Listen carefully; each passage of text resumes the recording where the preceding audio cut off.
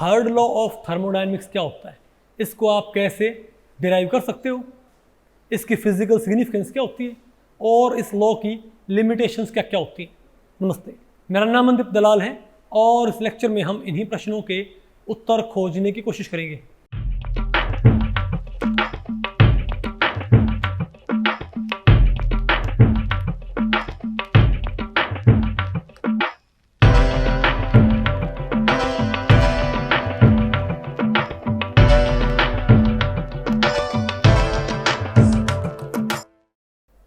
अब हमें क्या पढ़ना है भाई बताइए, थर्ड लॉ ऑफ थर्मोडायनेमिक्स। तो भाई पहले हम बताओ क्या पढ़ेंगे, statement of third law of thermodynamics, फिर हम क्या पढ़ेंगे, derivation of third law of thermodynamics from Nernst heat theorem, फिर आपने क्या पढ़ना है, अनअटेनेबिलिटी ऑफ एब्सोल्यूट जीरो। ठीक है, क्योंकि मैं आपको बताऊं भाई अनअटेनेबिलिटी ऑफ एब्सोल्यूट जीरो, ये भी एक थर्ड लॉ ऑफ थर्मोडायनेमिक्स की क्या होती है, एक स्टेटमेंट कि आप कभी भी एब्सोल्यूट जीरो अटेन नहीं कर सकते। फिर आपने बताओ क्या पढ़ना है भाई, applications of third law of thermodynamics, और लास्ट में हम क्या पढ़ेंगे, limitations of third law of thermodynamics. तो पहले बताओ हम क्या पढ़ते हैं, third law of thermodynamics, statement of third law of thermodynamics.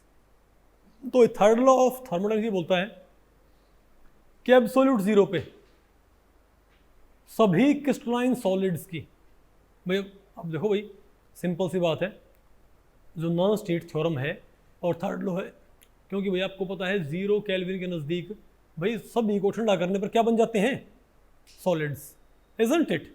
भाई 0 केल्विन पे हर चीज़ किसमें एग्जिस्ट करेगी, सॉलिड फॉर्म में। तो ये लगती है किसके ऊपर है, तो ये देखो नॉन स्टेट थ्योरम लगती है किसके ऊपर है, सॉलिड के ऊपर। नहीं पता आपको पहले पड़ी क्या, तो आप मुझे बताओ भाई। तो थर्ड लॉ ये कहता है कि एब्सोल्यूट जीरो पे यानी 0 केल्विन पे सभी क्रिस्टलाइन सॉलिड्स की एंट्रोपी जीरो हो जाएगी, कि भाई कोई भी क्रिस्टलाइन सॉलिड एब्सोल्यूट जीरो पे नॉन जीरो एंट्रोपी नहीं रख सकता। ठीक है, सभी की एंट्रोपी क्या होगी, zero. Entropy of all crystalline solids is zero at absolute zero. Okay, तो ये है इसकी भाई स्टेटमेंट। अब बताओ पढ़ते इसका डेरिवेशन। भाई इसका डेरिवेशन बड़ा ही आसान है, ठीक है बात। भाई मैंने आपको पढ़ाया था जो नर्न्स्ट हीट थ्योरम थी वो क्या थी, बताओ भाई, बताओ ये क्या है, टेम्परेचर। अगर आप किसी रिएक्शन का तो क्या करते हो भाई, डेल्टा जी उसमें क्या होने लग जाए, अगर आप किसी रिएक्शन का अलग अलग टेम्परेचर पर क्या स्टडी करो, चेंज इन फ्री एनर्जी, तो चेंज इन फ्री एनर्जी घटता आएगा और चेंज इन एंथैल्पी लगातार बढ़ता आएगा। तो जीरो पे दोनों क्या हो जाएंगे, बराबर। इसे कौन डिफाइन करते हैं, गिब्स हेल्महोल्ट्ज़ इक्वेशन, है ना। जो गिब्स हेल्महोल्ट्ज़ इक्वेशन क्या बोलती है भाई, कि डेल्टा जी घटता आएगा, डेल्टा एच बढ़ता आएगा, और डेल्टा जी क्या होता है बताओ, डेल्टा एच प्लस टी करली delta G by curly T, बोलो भाई। तो टी जीरो होने पर क्या हो गया ना, बराबर उसमें ये। ठीक है, तो अब बताओ नर्न्स्ट हीट थ्योरम ने क्या बोला था कि इसका जो चेंजमेंट होता है करली डेल्टा जी का विद करली टी, वो क्या होगा, अरे इसमें स्लोप क्या हो गया, यहाँ पर आके स्लोप क्या हो गया बताओ, यहाँ पर जीरो नहीं होगा, यहाँ पर स्लोप क्या हो, जीरो हो गया। तुम क्या बोलेंगे कि curly delta G by curly T, बताओ क्या होता है, zero, when T becomes zero.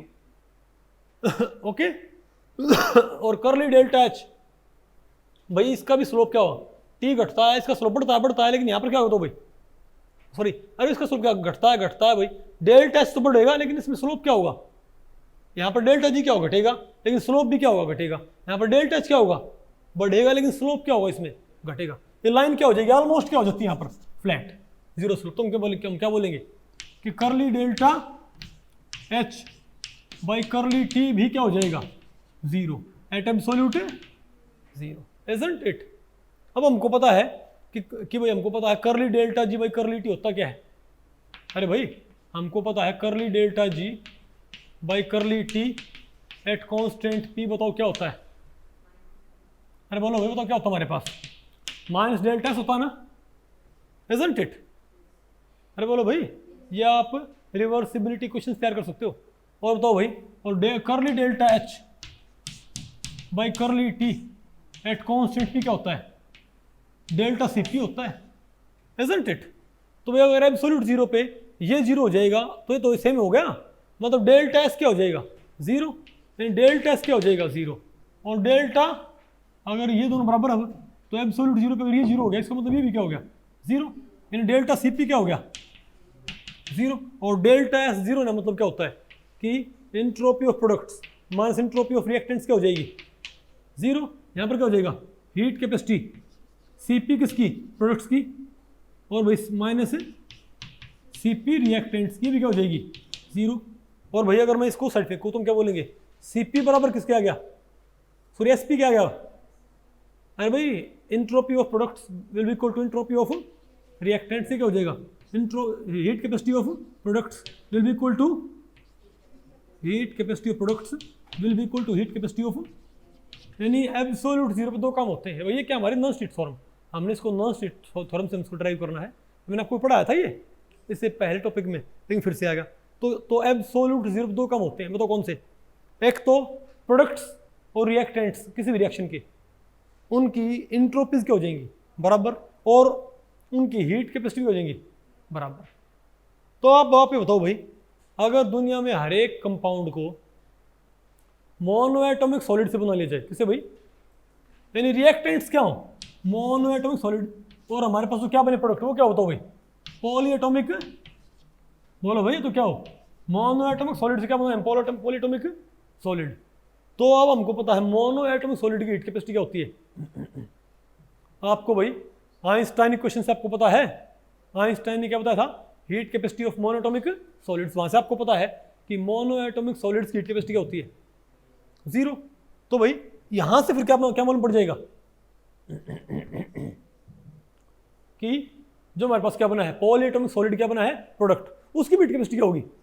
Zero होगी। नहीं है क्या आपको भैया? यानी कि दुनिया में हर चीज की हीट कैपेसिटी क्या हो जाएगी? Zero at absolute zero. अब हीट कैपेसिटी होती क्या है? होती क्या है? क्यों भाई? टी। अब हीट कैपेसिटी क्या होगी? सॉरी, अरे सी तो क्या होता है? क्यों भाई? टी। नहीं आपको? अरे भाई टी क्यों भाई? टी। अरे भाई एस क्या होता है? डेल्टा एस क्या है बताओ? क्यों भाई? टी। इसको हम क्या बोलते हैं? अरे सॉरी, क्यों बाई टी हम क्या बोलते हैं? इंट्रोपी। क्यों बाई टी हम क्या बोलते हैं? इंट्रोपी। अरे बोलो भाई, क्यों बाई टी कर रहा हूं मैं? अरे भाई ये क्या बना दिया? हाँ अब बताओ भाई आप, तो अगर मान लिया क्यू बाई टी इंट्रोपी है, तो क्यू ही क्या हो? अगर हीट कैपेसिटी जीरो होगी मतलब वो चीज़ हीट एब्जॉर्ब नहीं कर सकती भाई। तो जब हीट एब्जॉर्ब ना करे, हीट जीरो एब्जॉर्ब करेगी, तो इंट्रोपी क्या आएगी उसकी? जीरो। और भाई यहाँ से हमको पता है अगर एक की भी इंट्रोपी जीरो है तो उसकी इंट्रोपी क्या आएगी? जीरो। समझा? अगर रिएक्टेंट की हीट कैपेसिटी क्या है? जीरो, तो रिएक्टेंट की इंट्रोपी भी क्या है? अगर रिएक्टेंट की हीट कैपेसिटी क्या है? जीरो। रिएक्टेंट क्या? Monoatomic solid. अगर उसकी हीट कैपेसिटी क्या है तो उसकी इंट्रोपी क्या है? जीरो। और भाई अगर हमारे पास क्या जो रिएक्टेंट उसकी इंट्रोपी जीरो आ गई, तो हमारे पास जो क्या है? प्रोडक्ट, उसकी भी इंट्रोपी क्या है? जीरो। समझे बात? दुनिया में हर चीज की इंट्रोपी क्या होती है? Zero at absolute zero. नहीं आया ना आपको? अरे भाई हमारे पास क्यू बाई टी क्या थी? हमारे पास इंट्रोपी टर्म नहीं होती क्या? तो क्यू जीरो हो गया। अगर हीट कैपेसिटी जीरो है तो हीट एब्जॉर्ब भी ना करे, तो क्यू एब्जॉर्ब ना करे तो क्यू बाई टी क्या आएगा? जीरो आएगा भाई। तो जीरो इंट्रोपी। और भाई एक की इंट्रोपी जीरो आ गई, और क्योंकि दुनिया में हर चीज में किसे बना रहा हूं? सोच के भाई, मोनोएटॉमिक सॉलिड से भाई। तो अगर सभी मोनोएटॉमिक सॉलिड्स की हीट कैपेसिटी क्या होंगी? जीरो, तो उनकी इंट्रोपीज भी क्या होंगी? जीरो। और अगर उनकी इंट्रोपी जीरो है तो उनसे जो क्या बने हैं? पॉलीएटॉमिक सॉलिड्स, उनकी भी इंट्रोपीज क्या होंगी? जीरो। यानी दुनिया में हर चीज की इंट्रोपी क्या होगी? जीरो। आ गया आपको भाई? आसान है कि मुश्किल है? अरे बोलो भाई। ठीक है, पहले पड़ेगा आपको डेरिवेशन ऑफ, जो लेनी है बेटा आपको, derivation of third law of thermodynamics. अब बताओ क्या भाई हमारे पास? अनअटेनेबिलिटी ऑफ एब्सोल्यूट जीरो। कि भाई हम एक बात बोलते हैं कि एब्सोल्यूट जीरो को कभी हासिल नहीं किया जा सकता। Why why why. आप मुझे बताएं कि कार्नोट इंजन क्या करता था, बताओ भाई। कार्नोट इंजन का काम क्या होता है, उसको आप वो वर्क करता है भाई। कार्नोट इंजन क्या करता है बताओ भाई, वर्क करता है ना, इजंट इट। और कार्नोट इंजन वर्क, उसको हीट सप्लाई करते हैं, समझ गए बात। और क्या करता है वो वर्क करता है, ठीक है। तो कार्नोट रेफ्रिजरेटर क्या करता है, वो T2 से हीट लेता है। इंजन क्या करता है, T2 से हीट लेगा, कुछ को वर्क में कन्वर्ट करेगा और बची हुई को T1 में सप्लाई कर देगा सिंक में। ये क्या हायर पे, क्या बताओ भाई लोअर पे। तो कार्नोट रेफ्रिजरेटर क्या करता पता है, जो लोअर टेम्परेचर पर है ना उससे हीट लेगा, समझे बात भाई, उससे हीट लेगा और उसे कहां डंप कर देगा, T2 में, जो कि क्या हायर टेम्परेचर पर। यानी कि वो एक तरह से उल्टा काम करता है किसका, कार्नोट हीट इंजन का। समझे बात। कार्नोट इंजन से हमको वर्क मिलता है, कार्नोट इंजन से हमको वर्क मिलता है भाई। तो कार्नोट रेफ्रिजरेटर में क्या करना पड़ेगा, वर्क करना पड़ेगा इसको भाई, नहीं बात आपको पहले पड़ी। और किसी के ऊपर वर्क करना पड़े तो उसमें क्या लगती है, एनर्जी, पता होगा ना आपको भाई। इसीलिए इसके अंदर भाई इलेक्ट्रिसिटी कंज्यूम होती है। क्या होती है इसमें, इलेक्ट्रिसिटी कंज्यूम भाई, क्योंकि कार्नोट, क्योंकि आपने भाई T1 से हीट आपने कहाँ डंप करनी है, T2 सोर्स पे के ऊपर भाई, तो उसमें वर्क लगेगा, समझ गए बात। तो वर्क अगर आपको करना पड़ेगा तो क्या होगा, अगर वर्क करना पड़े तो क्या होगा भाई, तो इलेक्ट्रिसिटी कंज्यूम होगी। इसीलिए भाई कार्नोट रेफ्रिजरेटर क्या करता भाई। अच्छा वहां पर क्या था भाई, वहां पर क्या थी, एफिशिएंसी। वहां पर क्या होती थी, एफिशिएंसी, कि भाई कितनी हीट एब्जॉर्ब की, कितना वर्क किया। वहां पर Q2 क्या थी, हीट एब्जॉर्ब्ड, और वर्क कितना क्या था बताओ भाई, W। तो ये क्या थी भाई, एफिशिएंसी, है ना भाई। कितना Q2 हीट एब्जॉर्ब करे, कितना वर्क किया है, वो क्या होता है, एफिशिएंसी। इसका क्या होता है, कोफिशिएंट ऑफ परफॉर्मेंस। ये क्या होता है, बोलो भाई। इसने Q1 से कितनी हीट लेके उसको डंप किया है, T1 से क्या लेनी है, Q1 हीट। अभी क्या लेना है, यहां पर क्या है, अगर आपने Q2 हीट ली, बोलो भाई, और Q1 क्या कर दी, ट्रांसफर कर दी किसको भाई, इसको, तो डिफरेंस क्या है, बोलो भाई। Q2 माइनस Q1 क्या है, हीट यूज्ड। अरे बोलो भाई, लेकिन यहां पर क्या होता है, Q1 हीट कहां से लेनी इसने और किसको सप्लाई करनी है, बोलो भाई, नहीं बात आपको पहले पड़ी क्या। तो भाई इसने कितनी हीट डंप की है, ये बताओ मैं कैसे मालूम पड़े। तो यहां पर क्या होगा, यहां पर क्या होता है, कोफिशिएंट ऑफ परफॉर्मेंस, कि सिंक से ये कितनी हीट निकाल पाया, सिंक से कितना वर्क करने पर कितनी हीट निकाल पाया, तुम क्या बोलेंगे। तो अब बोलो भाई, कितनी हीट सिंक से निकाल पाया है, उसको भाई ठंडा करने में, समझे बात, कितना वर्क करने पर, कि heat removed per unit work, heat removed per unit work. नहीं आएगा आपको। अरे भाई आप ये तो बोलोगे कि जो रेफ्रिजरेटर है उसमें इतनी इलेक्ट्रिसिटी कंज्यूम होकर उसने इतनी कूलिंग की, नहीं समझा भाई, इतनी कूलिंग करता है इतने वाट खा के। बोलो भाई, जो कम वाट खा के ज्यादा कूलिंग कर उसकी, वो क्या क्या अच्छा रेफ्रिजरेटर, नहीं बात आपको पहले पड़ी क्या। तो सिमिलर चीज यहां पर है। तो मैं आपसे एक बात पूछूं भाई, तो बताओ आप ही बताओ, जो बीटा होता है क्या होता है, इसका एक एक्सप्रेशन क्या होता है बताओ भाई। तो अगर आप कार्नोट इंजन को आप रिवर्स गियर में डाल दोगे तो बताओ क्या हो जाएगा, वो क्या हो जाएगा, कार्नोट रेफ्रिजरेटर। तो क्या होता है इसका भाई, इसका बीटा क्या होता है, 1/Q2/Q1 -1। अब आप एक काम करो कि अब बताओ भाई, ये तो बताओ ना, अब Q1/T1 क्या होता है, Q2/T2। तो यहां से आप Q1 अच्छा बताओ यहां पर क्या है हमारे पास, अब ये Q2/Q1 है ना, Q2 तो मैंने Q2/Q1 निकालना है। तो यहां से Q2/Q1 कैसे आएगा, इस T1 को यहां फेंक दो और T2 को यहाँ फेंक दो। अरे आपने निकालना क्या है, Q2 बाई Q1, Q1 को यहाँ लेके आओ तो क्या जाएगा, यहाँ पर आ जाएगा ना, T2 यहाँ, तो Q2 बाई Q1 क्या जाएगा, Q1 को यहाँ ले आओ, T2 को यहाँ ले जाओ, अरे इनको एक्सचेंज करो आपस में, तो Q2 बाई Q1 क्या आएगा, T2 बाई T1 आ गया ना। तो आप मुझे ये बताओ भाई, तो Q2 बाई Q1 क्या आएगा मेरे पास, T2 बाई T1, तो ये Q2 बाई Q1 आप कितने पुट कर दो, कोफिशिएंट ऑफ परफॉर्मेंस में, अरे बोलो भाई पुट करो इसको, बताओ क्या जाएगा, तो वही फॉर्मूला जो क्या था आपके पास, beta is equal to 1 by T2 minus T1 minus 1, ये क्या, अरे भाई यहाँ पर क्या था, Q2 बाई Q1 था ना, यहाँ पर क्या पुट कर दो, T2 minus T2 by T1 put कर दिया मैंने, ठीक है। अब थोड़ा इसको क्या करो, अच्छा बताओ, अब कोफिशिएंट ऑफ परफॉर्मेंस होता क्या है कि Q1 कितनी हीट निकाल ली सिंक से पर यूनिट वर्क, कि इतनी बिजली खा के इतनी ठंडक की, नहीं बता आपको पहले पड़ी क्या भाई, ये क्या होता है कोफिशिएंट ऑफ परफॉर्मेंस।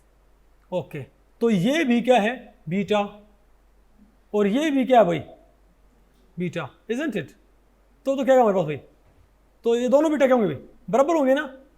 तो बताइए क्या बन गया हमारे पास, ये बताइए भाई,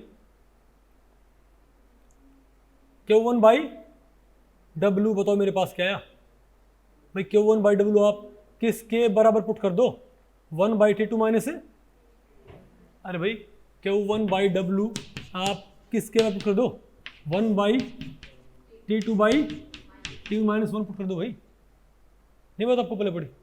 अब एक काम करो, अब आप इसका क्या कह लोगे, एलसीएम लो इसका एलसीएम, तो ये T2 बाई T1 माइनस 1 है ना, तो क्या हो जाएगा ये, बोलो भाई T2 बाई T1 माइनस 1 है, तो क्या है ये T2 minus T1 by T1, तो T1 कहाँ पहुंच जाएगा, ऊपर पहुंच जाएगा ना हमारे पास ये, इजंट इट।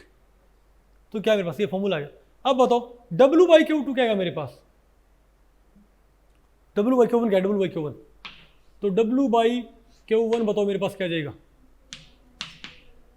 बोलो भाई क्या जाएगा, T2 minus T1 by T1, ध्यान आपको, ये आसान की मुश्किल हुई। अब आप मुझे बताओ कि अगर आपने इस T1 को कहाँ पहुँचाना है, क्या भाई, अगर आपने T1 कहाँ पहुँचाना है, तो W क्या है आप बताओ, W मेरे पास क्या आ गया, Q1 into T2 minus T1 by T1 आ गया होगा, है ना। तो आप मुझे तो भाई कि अगर आपने T1 को ठंडा करके आपने कहाँ पहुँचाना है, बिल्कुल आप चाहते हो भाई कि इतना चिल मच जाए बिल्कुल भाई, ठीक है, कि टोटली मतलब कहाँ पहुँच जाए 0 केल्विन पे, फिर वहाँ बैठ के ठंडा पिए, ऐसा नहीं होएगा। बात आपको पहले पड़ी भाई, क्योंकि ये एज पॉसिबल ही नहीं, क्यों भाई, क्योंकि आप देखो कि जो W है वो किसके प्रोपोर्शनल है, बोलो भाई, क्या वर्क डन किसके इनवर्सली है, T1 के, यानी जैसे जैसे क्या हुआ T1 घटेगा वैसे वैसे W बढ़ता जाएगा भाई, नहीं समझे बात, यानी आप जितना वो जो रूम है वो ठंडा होता जाएगा ना, उतना उससे हीट निकाल के डंप करना सराउंडिंग में और ज़्यादा एनर्जी डिमांडिंग होता चला जाएगा भाई, नहीं बात आपको पहले पड़ी।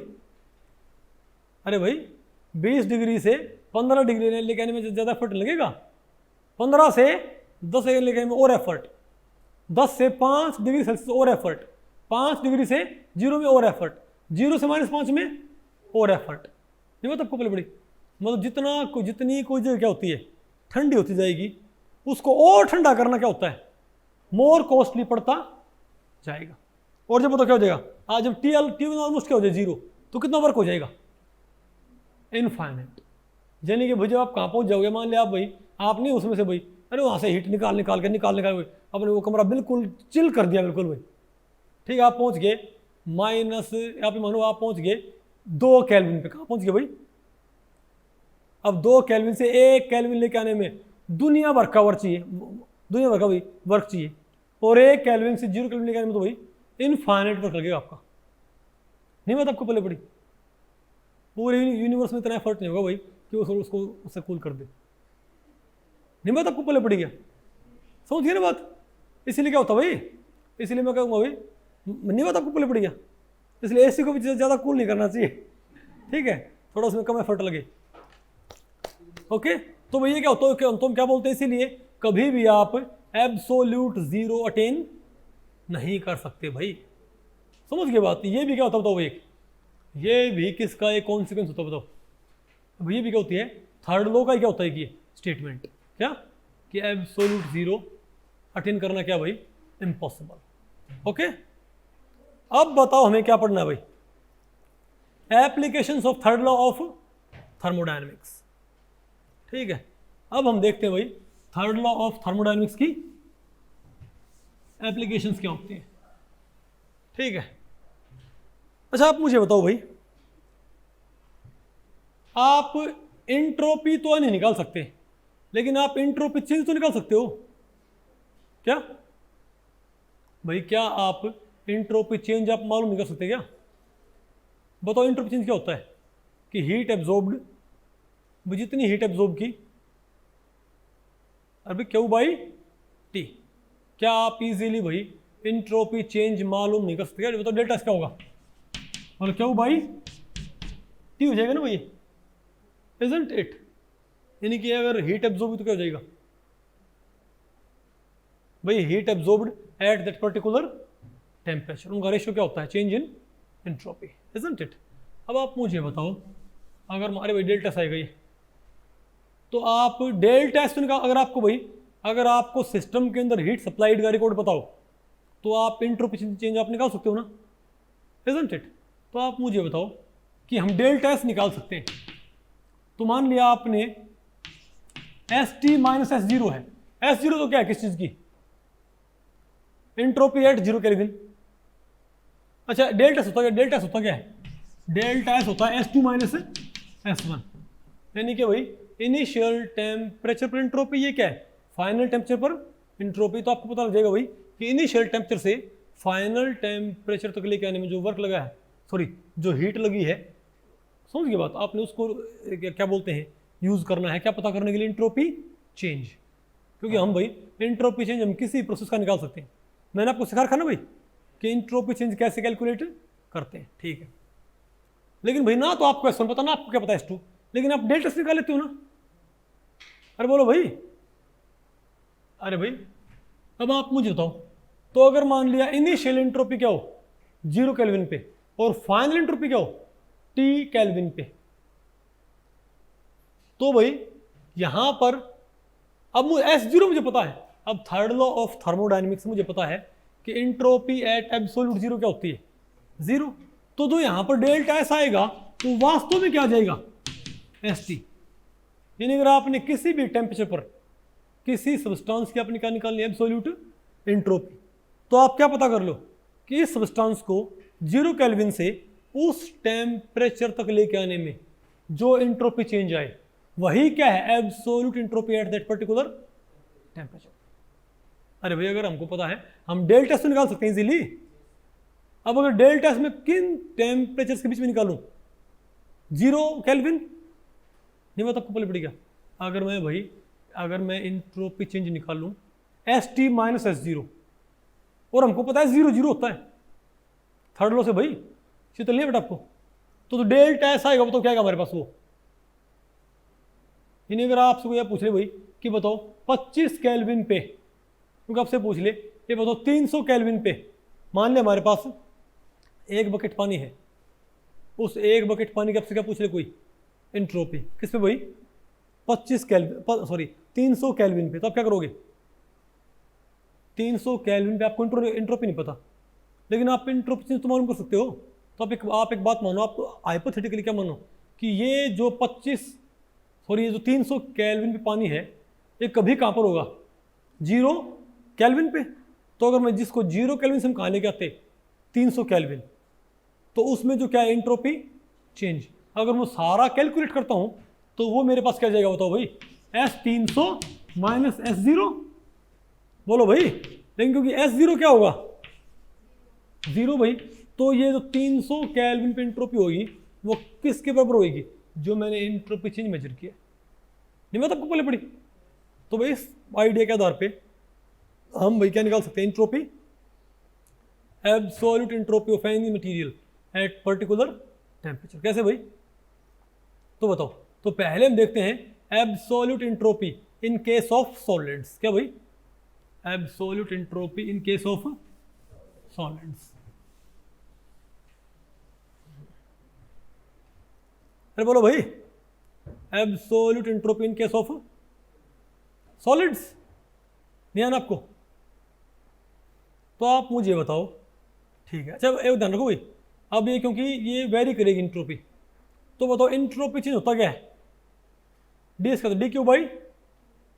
अरे भाई तो अगर मैंने एब्सोल्यूट इंट्रोपी निकालनी है किसी सॉलिड की, मान लिया मेरे पास क्या है, अच्छा 273 केल्विन तक पानी क्या रहता है, बर्फ। बोलो भाई, तो अगर मैं ये कहूं कि 250 केल्विन पे क्या है, आइस है, तो आइस होगी ना भाई। तो मुझे 250 केल्विन पे क्या निकालनी है, इंट्रोपी। मुझे मेरे पास एक बर्फ का टुकड़ा है और वो कितने केल्विन पे है, 250 केल्विन पे। मुझे क्या कैलकुलेट करना उसका, इंट्रोपी। तो बताओ मैं क्या करूं भाई, तो सिंपल सी बात है, मैं उसको 0 केल्विन से लेके 250 केल्विन तक आने में जितना इंट्रोपी बढ़ेगा वो सारा निकाल लूंगा। वो क्या आ जाएगा मेरे पास, 250 केल्विन पे इंट्रोपी, मतलब डेल्टा एस निकालना आपने। तो क्या होगा हमारे पास, S250 माइनस S0 क्या होगी। अब S0 क्या होता है, 0, तो क्या है मेरे पास ये S250 आएगा ना भाई।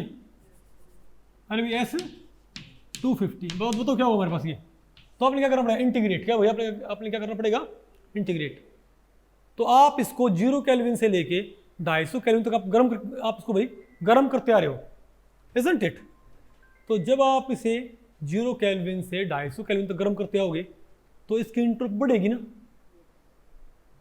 तो आपने टोटल इंट्रोपी निकालनी है, 0 केल्विन से लेके 250 केल्विन तक आते हुए आपने टोटल इंट्रोपी निकालनी होगी। टोटल इंट्रोपी में कैसे निकालूं, अगर हीट कैपेसिटी कांस्टेंट होती हो तो कोई दिक्कत नहीं, लेकिन हीट कैपेसिटी क्या होती है भाई, बदलती है ना, इजंट इट। पहले तो हमारे पास इंट्रोपी होती क्या है, क्या वो भाई,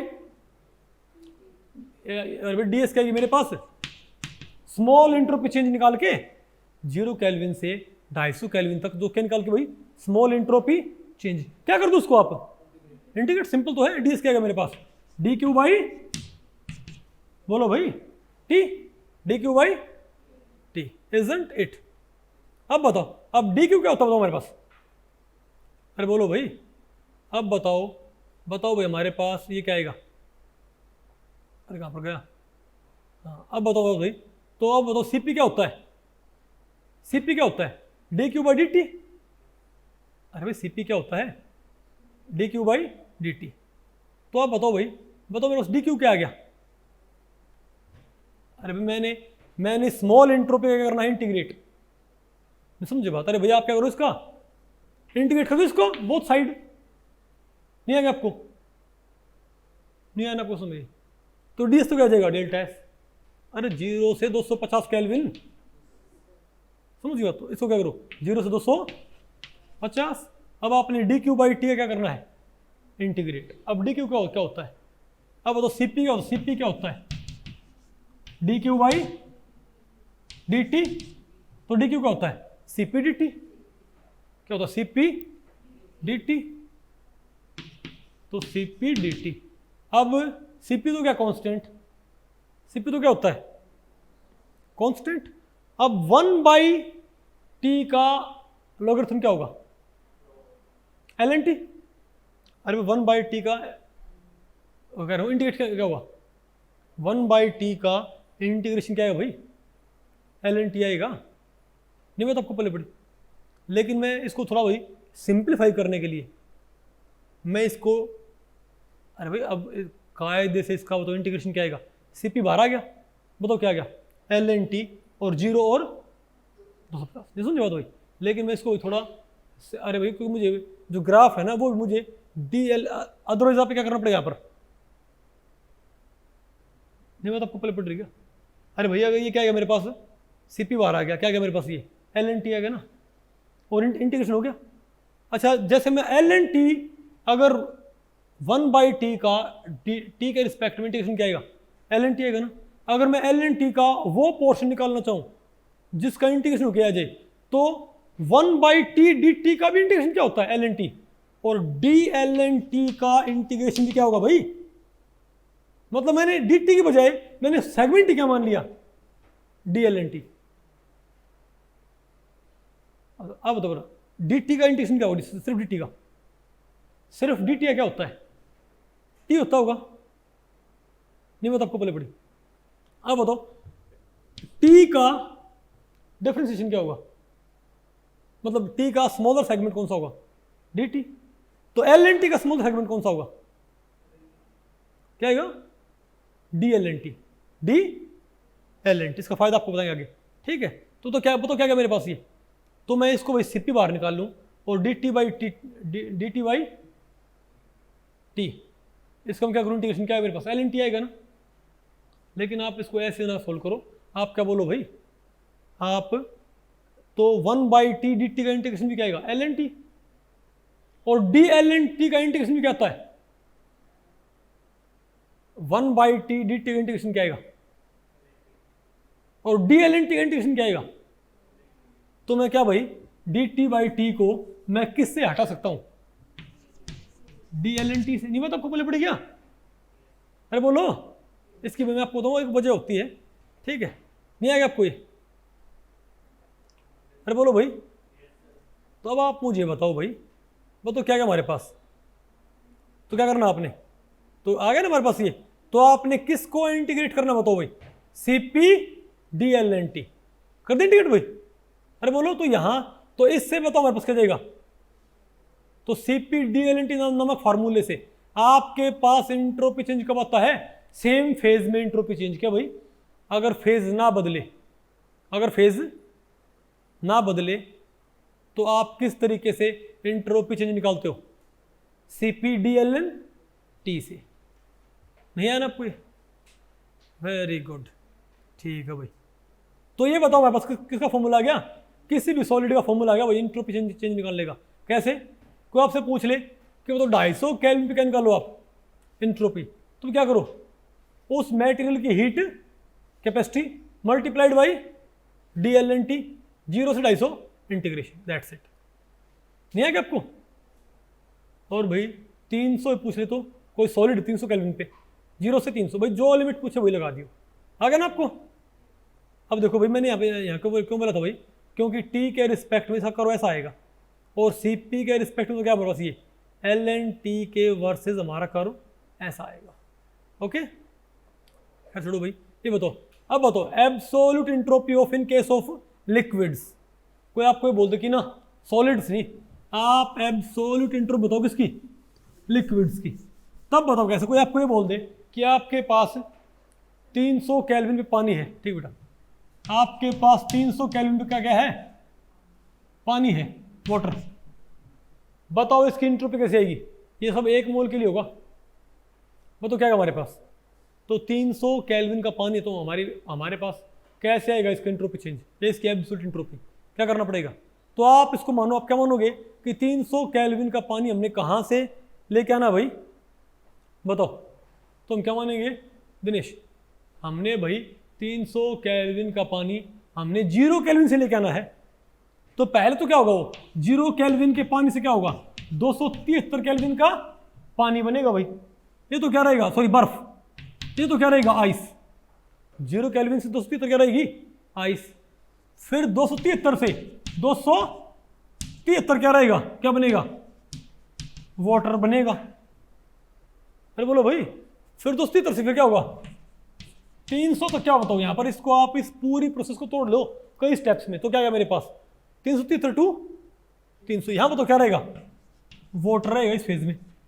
तो हम क्या बोलेंगे, तो आप इन तीनों स्टेप्स का निकालो एंट्रोपी चेंज। बताओ क्या आएगा मेरे पास, शुभम बताओ क्या आएगा मेरे पास ये, तो टोटल एंट्रोपी चेंज क्या आएगा, पहले क्या रहेगा 0 से 273, तो 0 से 273 और C P D L N T plus, भाई जब 273 से क्या बनेगा ये फेज चेंज, अब आपको पता भाई फेज चेंज की एंट्रोपी कैसे निकालते हैं। फेज चेंज की एंट्रोपी कैसे आती है, delta H fusion by T M melting point. भाई इस दौरान क्या होगा, एंट्रोपी चेंज ही होगा ना।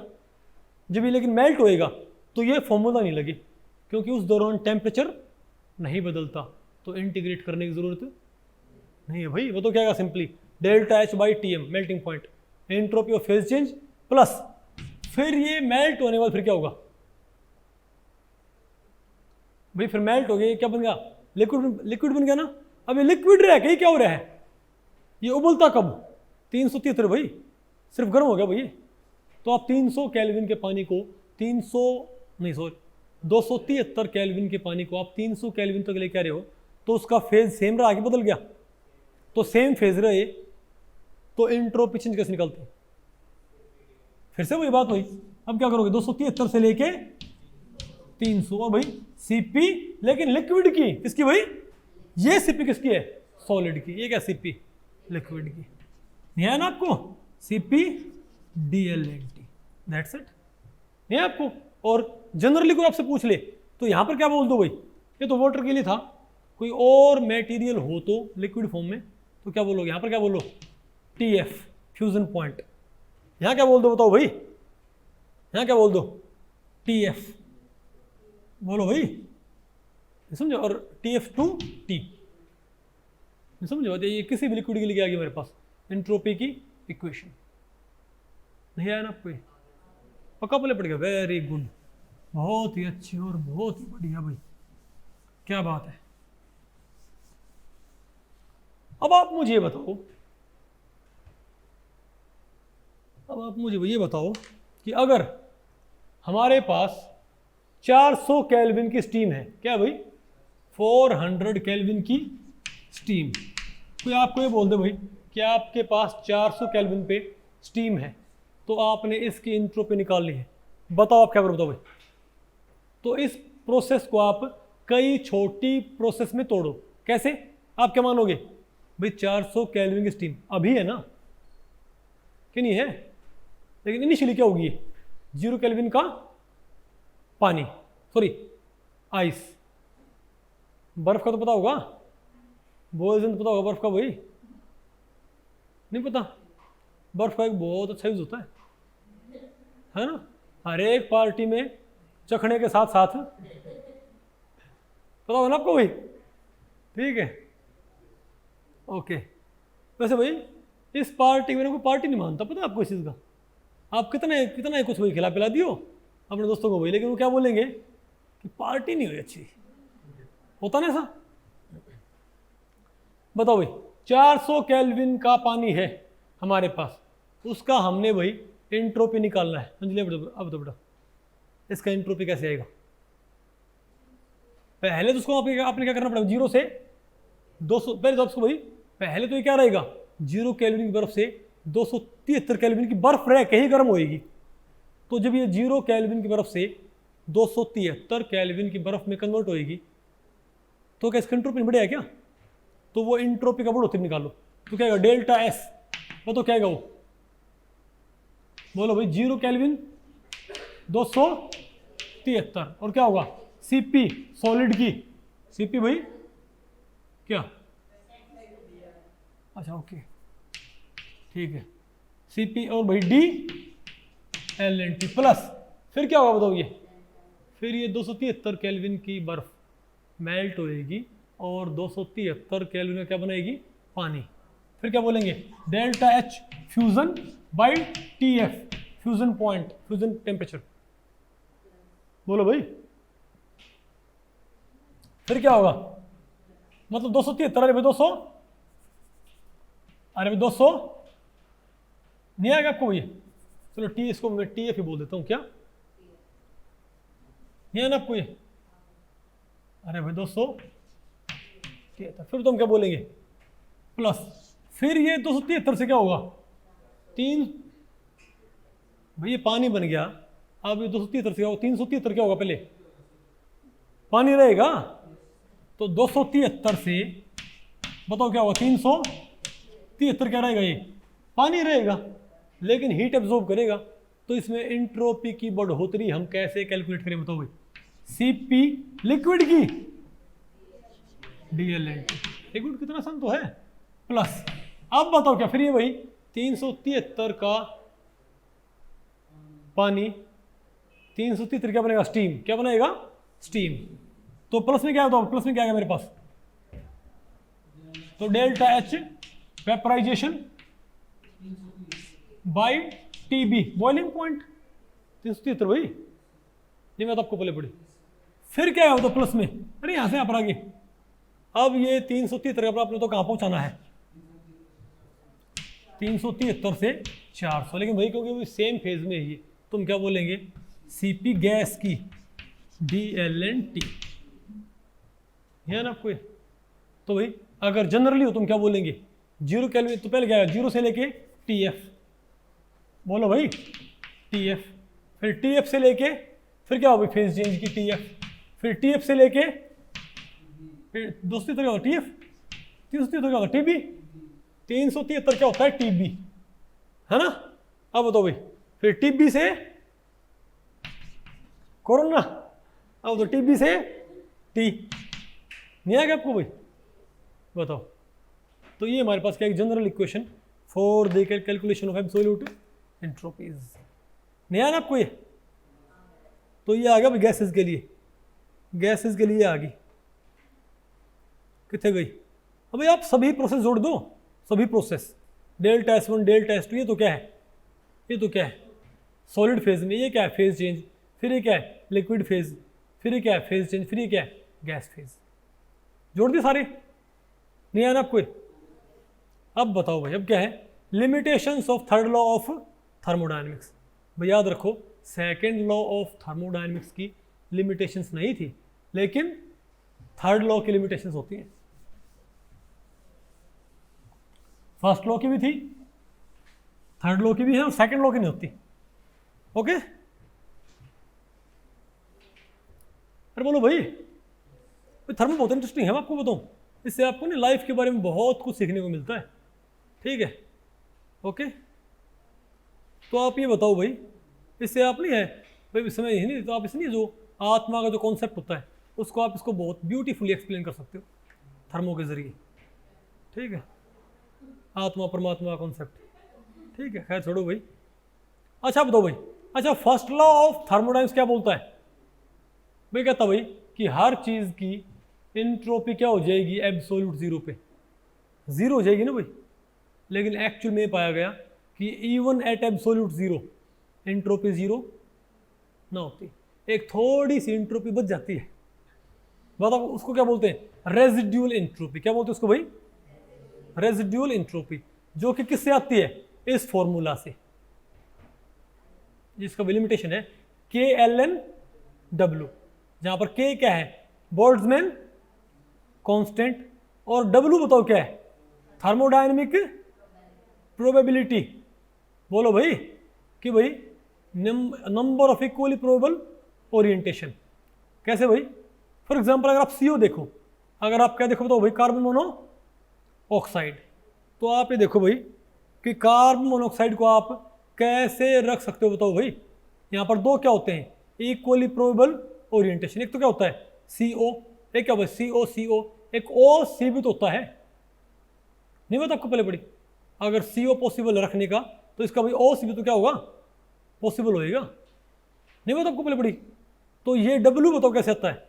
W आता है इस फॉर्मूला से, 2 की पावर n से। n यहाँ बताओ क्या? Number of atoms.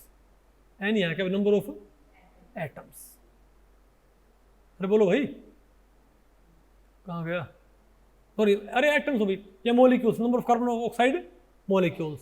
ठीक है, तो आप मुझे ये बताएं, फॉर एग्जांपल अगर हम ये कहें, बताओ अगर ये नंबर ऑफ मॉलिक्यूल 1 मोल हो, क्या हो भाई? तो पहले बताओ एंट्रोपी क्या होती है? तो रेजिड्यूल एंट्रोपी क्या होती है? KLNW होती होगी। W क्या होता है बताओ? प्रोबेबिलिटी ऑफ इक्वली पॉसिबल, बोलो भाई, ओरिएंटेशंस, उनकी प्रोबेबिलिटी, थर्मोडायनेमिक प्रोबेबिलिटी। W क्या होता है बताओ? 2 की पावर n, यहाँ पुट कर दिया। n बताओ कहाँ जाएगा? ln2, log m की पावर n क्या होता है? एन लॉग एम, एन कहाँ जाएगा आगे, तो क्या जाएगा मेरे पास ये कैपिटल एन इंटू के एल एन टू। वो तो क्या है मेरे पास ये, अरे भाई कितना आसान तो है। ये क्या होता है, एस क्या होता है, के एल एन डब्ल्यू होता होगा। एल एन डब्ल्यू क्या होता है, 2 की पावर एन, एन क्या नंबर ऑफ मॉलिक्यूल्स, नहीं मैं तो आपको पहले पड़ी क्या। अब ये एन तो कहाँ पर आ जाए, आगे आ जाए भाई, लॉग एन की पावर एन क्या होगा, के इज इक्वल टू के एन एल एन टू आ गया, नहीं है आपको। अब अगर एन क्या है, एवोगैड्रो नंबर के बराबर, अगर एन क्या है एवोगैड्रो नंबर के बराबर 1 मोल ऑफ मॉलिक्यूल हो तो क्या जाए मेरे पास, तो के इंटू एन क्या हो गया, आर गैस कांस्टेंट, तो क्या आ गया आर एल एन टू। नहीं आ गया आपको ये, अरे बोलो भाई, तो क्या मेरे पास ये आर एल एन टू, बताओ क्या आया। अब आर क्या होता है, गैस कांस्टेंट, ये पुट कर दो भाई। तो बताओ हमारे पास रेजिड्यूअल एंट्रोपी, बताओ मेरे पास क्या आ गई, अरे बोलो भाई, नहीं समझे बात इसके लिए, ठीक है ओके। नहीं है ना आपको ये भाई, सीओ के आपको मैंने 2 की पावर क्यों बनाई, अरे उसके 2 क्या थे, ओरिएंटेशन, और एन क्या हो मॉलिक्यूल, तो 2 ओरिएंटेशन हो, एन मॉलिक्यूल हो, तो डब्ल्यू क्या आएगा 2 की पावर एन से। बोलो भाई, तो मैं एन आगे ले आऊँगा और एन नंबर ऑफ मोल के बराबर हो, तो के इंटू एन क्या हो गया आर, आर एल इंटू नहीं आया क्या, आर पुट कर दिया। तो बताओ भाई कितनी रेजिडुअल एंट्रोपी आ गई, कार्बन मोनोऑक्साइड अगर क्या हो हमारे पास सॉलिड फेज में, तो उसके पास 0 एंट्रोपी ना होती, कितनी होती भाई 5.85 जूल पर केल्विन पर मोल, उसको क्या बोलते हैं रेजिडुअल एंट्रोपी। तो क्या ये थर्ड लॉ ऑफ थर्मोडायनेमिक्स की लिमिटेशन नहीं क्या, जो क्या बोलता था कि सभी की एंट्रोपी क्या होनी चाहिए 0 एट एब्सोल्यूट 0, इजंट इट। ठीक है भाई, अब बताओ क्वेश्चन भाई क्या कहता है, the correct expression for the calculation of absolute entropy of gases क्या होगा। भाई हमको पता गैसेस में क्या होगा भाई, आपने कहाँ तक पहुँचना पड़ेगा, यहाँ पर तो क्या होगा ये ए, ठीक है क्यों भाई, इसमें क्या है 0 से TF, फिर क्या होगा फेज चेंज। भाई पहले क्या होगा वो चीज़ क्या रहेगी सॉलिड, भाई पहले वो चीज़ क्या रहेगी सॉलिड, फिर क्या होगी मेल्ट होगी, फिर लिक्विड फेज में हीटअप होएगी, फिर वेपराइज होगी, फिर गैस फेज में हीटअप होगी। कौन सा ऑप्शन है भाई मेरे पास, ए आ गया। तो भाई इस लेक्चर में इतना ही। अगर इस लेक्चर के बारे में आपके कुछ प्रश्न या सुझाव हैं तो आप मुझे नीचे कमेंट सेक्शन में पूछ सकते हैं, मैं उनके उत्तर देने की पूरी कोशिश करूंगा। तो भी ठीक है, मिलते हैं अगले लेक्चर में, तब तक के लिए नमस्ते।